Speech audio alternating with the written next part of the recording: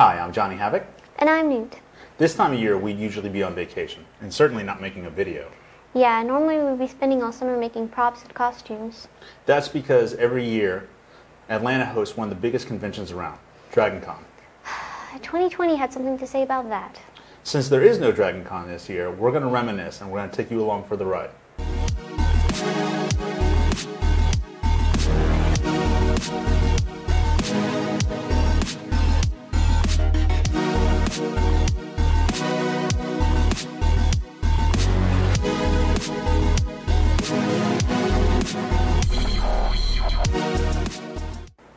So when was your first Dragon Con? My first Dragon Con was 2008, when your brother had invited me. Well, I have you beat because my first year was 2007. What was it like in 2007? Tame, especially compared to, say, 2019. My first year I was attending at a table for a friend. I did meet a bunch of celebrities I was hoping to see, though. So right off the bat, your experience was a little bit different than everybody else's because you were at a table. What were you doing? I was helping promote a book I had just illustrated the cover for, The Last Unicorn by Peter S. Beagle. He and I were signing copies together. So did you dress up? Did you go to the concerts or go to any of the panels? I didn't start doing that until later. I did meet the crew shadows, though. And what about you? Well, cosplay-wise, I jumped in with both feet. Or at least that's what I thought. I thought that here was an event where I could take a whole bunch of costumes and not be the weirdo. We need to talk about some of the different experiences people might have while at Dragon Con. Living conditions being one of the biggest. Yeah, I learned a lot that first year. We all did. When you have 9 people sharing one hotel room, you learn a lot of things fast. Yeah, you learn who snores, who takes morning showers. Who doesn't shower? Who doesn't go to sleep. Were there places to sleep? We averaged 3 people per bed and 3 people on the floor. I slept under a desk. I sleep in a drawer. Well, you were lucky, because if anybody came in at 4 a.m. drunk, at least they're not going to stumble over you. And seriously, we had so many people in the room, and they were afraid that if housekeeping came and saw how many people were there, we might get in trouble with hotel management. That meant that we weren't getting fresh towels, the beds weren't getting made, and the trash wasn't being taken out. Yeah, well, lesson learned was no more than 4 people per room. In fact, I'm sure there's a mathematical ratio of people per room versus enjoyment level. Yeah. So real quick, for those that don't know, Dragon Con has grown and changed a lot over the years. Between the years 2007 and 2010, Dragon Con hovered at about 30,000 plus attendees. And that's in 4 host hotels spread out through downtown Atlanta. You get used to the level of foot traffic and how long waits are for panels and how long lines are for celebrities. Or food. But in 2011, the convention got a huge bump. 50% more people attended in 2011 than in the previous year. That kind of impact was impossible to ignore. The hotels over the years started adding sky bridges, so the foot traffic on the streets went down, but then the sky bridges got packed. I can still smell the BO, the farts, and the spray paint as I walk through the sky bridges. Well, that smell only got stronger because each year since 2011, an extra 8,000 people have shown up. That's why when you see pictures of the Marriott on Saturday night, it looks like a sea of people. A lot of that increase is due to Dragon Con working to make the con more accessible. They would add more host hotels and even volunteer tour guides for first-time attendees. Yay! It's changed so much. Do you remember being able to show up on Thursday or Friday and feeling like you got the full con experience? Yeah, definitely, but that was during those stagnant years. You know, now getting a hotel is like the Hunger Games, and people have started showing up for a convention that traditionally didn't start until Friday, but now they're showing up on Monday or Tuesday before that Friday. Yeah, Thursday became the new Friday, then it got more popular and Wednesday became the new Thursday. Which was the new Friday. But now people are there on Tuesday and already in costume. Okay, little rant here. And this is dealing with everything, not just Dragon Con. There seems to be this rush to hurry up and get to the happy part of whatever it is. Halloween decorations are going up in July, Christmas decorations are going up in September, there's midnight sneak previews of movies. Dragon Con is no different. I think people are showing up to get away from the crowds and to hurry up and get to that happy part sooner. That's so true. So I have a friend who's been going since the very first Dragon Con in 1987, and he told me that the first con was a bunch of guys with boxes of comic books and magazines.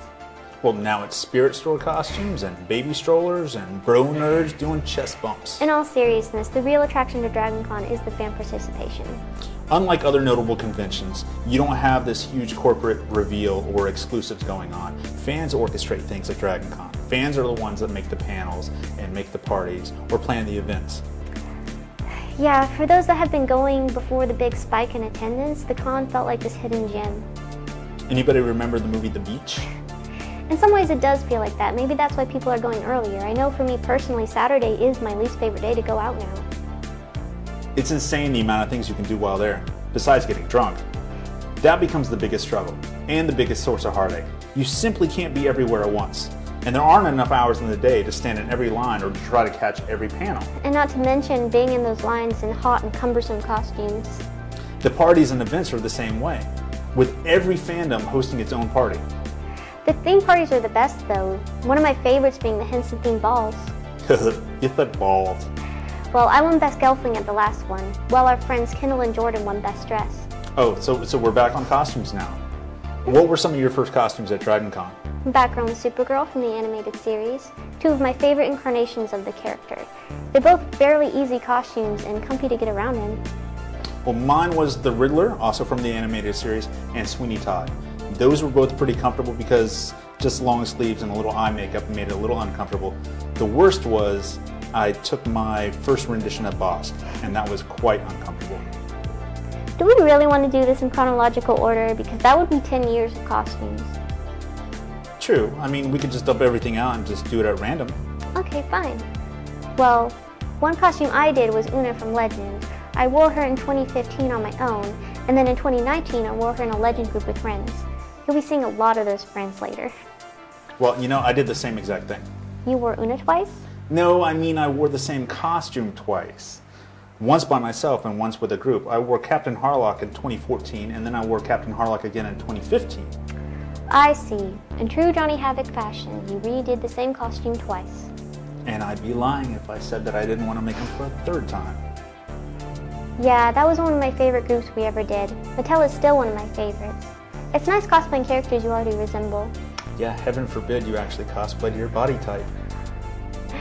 If it works in your favor and it brings out the character, it's just a bonus. There was a long stretch of time in which I was obsessed with Venture Brothers costumes. I did the Monarch for several years in a row. I did the early version of the Monarch. I did Plugface. I had the Sphinx Soldier. I made a life-size prop that was motion sensing for Helper. I had the Shrink Ray. I had Risk Communicators. I had tons of other Venture Brothers items. You sound obsessed. I got to help other people with their Venture Brothers costumes too. From Henchman to Brock to Rusty Venture to Dr. Killinger to Dr. Mrs. the Monarch. You marched in the DragonCon parade too a couple times and won a few costume contests. It's also how I met some great like-minded people and created some great friendships. Seriously, if you look at my friends, 48% of them, DragonCon. Another 48% of them, Star Wars costuming. 4% of them, family and normies. That's something that should be highlighted. You meet and make friends with people from all over the world. You get excited to see them at DragonCon and even keep in touch with them afterwards. These friends get to be the new reason to go to DragonCon. Seeing some actor that did one show 40 years ago becomes less inviting. But seeing your cosplay friend from another state or another country, that's what makes you want to go. If you notice in some of our group cosplays, we have some awesomely talented friends. And they're what make DragonCon so much more fun. We had another great lineup for another group cosplay. We were all going to do characters from Aliens or Predator. But remember how we made a last-minute costume for you? Yep. At first I didn't want to be Newt, even though Newt's been my nickname since I was a little kid. I get tired of people thinking I'm 12 years old sometimes. But that's what friends are for, making you do things that you don't want to do. So after a quick trip to Target, a little kid's sweatshirt, some little kid's coveralls, a couple permanent blue magic markers, and you changed your tune, didn't you? Yeah, I'm glad you convinced me because we had a blast. Again, I need to emphasize the people you see in these photos all collaborated on this group. They live all over the place, 3 different corners of this country, and some from completely different continents. I love yours and Drew's Colonial Marines, and of course Kendall's female predator stole the show. You mean her sexual predator. Our other Drew was Bishop, and his costume turned out quite well. He later said that he wished all his costumes could just be speed suits. because he's a big admirer of comfortable cosplay. So you see, we try to coordinate with our friends and do a bunch of these group cosplays. Farscape was another long-running theme for our group cosplays. In one of our earliest attempts, we even wrangled our friends Dan and Aaron to do Farscape costumes. Last year was the 20th anniversary of Farscape, so we pulled out all the stops. We had a Sikozu, Scorpius again, Rigel, Emily, Concept Art Alien, and my friend Andy's John Crichton with his own Rigel. So the recurring themes you guys should see are, we not only like to revise our costumes, but we love being part of group cosplays. Newt's Batgirl and my Riddler would later resurface when we struck out to be part of a Batman the Animated Series group. Sharing ideas and having shared projects becomes a great excuse to keep in touch with people you like. So we've covered a lot of group cosplays, and we've even covered some of our early costumes that we've taken to Dragon Con. But what have been some of your favorite costumes? Definitely the Metropolis robot. That was a big project that summer for both of us. But we have a whole video on her, so. Some costumes or projects require one person to wear the costume and somebody to be their wrangler. Dragon Con was the debut for that costume. Something that's unstated about Dragon Con is that you should bring your A game. New York City Comic Con and San Diego Comic Con make it the big celebrities and product reveals, but cosplayers see Dragon Con as the mecca for exceptional costumes. No joke, people will spend time thinking about when to wear a particular costume at Dragon Con, just so it has its biggest potential impact. Dragon Con has also been the trendsetter when it comes to the cosplay music video. Another favorite was She-Ra. It's the costume I look forward to wearing the most. It's been a dream costume since childhood, and I have such a blast wearing it. And then of course seeing you as Hordak just makes me so happy. Those have been fun. It's going to be even more fun when we get a bigger group so we can have more of those characters. Fuck yeah, it will be. And what about some of your favorite costumes? Anything I can sit down in, or anything that doesn't take an hour to get ready. Although, I feel like if you're not sweaty, uncomfortable, or unable to see, then you're probably not cosplaying. There's so much to talk about when it comes to Dragon Con. The various costume contests, the flash mobs, the photo shoots. The art show where people go and they discover the thing that they could be making at home and then later selling on Etsy. You know, like the mummified fairies or the cherubesque little girls with the big eyes. We haven't even mentioned the parade or the potential to see celebrities just wandering around. Remember the time when we shared the elevator with the X-Files guy, the smoking man? Or the other time when we came down the escalator and there was Stan Lee and he was buying coffee in the morning?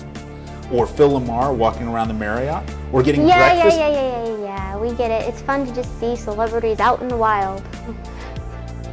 Is it weird to have post-con depression, even if we didn't go to the convention this year? I miss it too.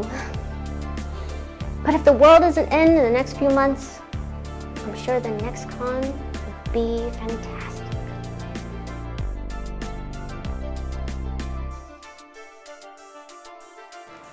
Do you know the one good thing about Dragon Con canceling is? No. We were spared all those fucking Tiger King cosplays. Well, worst yet, what if it was Tiger King cosplays mashed up with Cheetah from Wonder Woman cosplays? Mashed with Cats the Musical cosplays. Wait, so would the Tiger King be Wonder Woman? Just remember, folks, just because you can doesn't mean you should.